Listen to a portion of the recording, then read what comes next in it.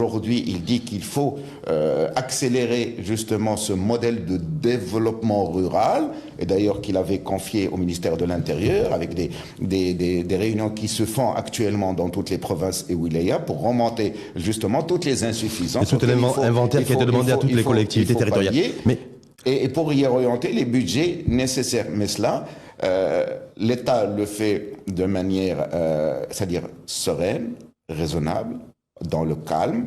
D'accord ? Aujourd'hui, moi, ce que je reproche au gouvernement, c'est son manque de communication depuis 4 ans, un manque criant de communication, alors que depuis une dizaine d'années, nous avons aujourd'hui une économie qui se redresse petit à petit. Tous les paramètres sont au vert. Hein, l'inflation est maîtrisée. Nous allons sur une croissance qui est intéressante. Les indicateurs macro. Sauf que les indicateurs micro, qui sont aussi à l'origine, me semble-t-il, de ce mouvement spontané du Gen Z 212. Ces indicateurs globaux ou macro, ils engendrent aussi des indicateurs micro qu'on ne peut pas voir tout de suite, mais on le voit dans le développement, par exemple, du PIB au Maroc, qui a triplé en 25 ans.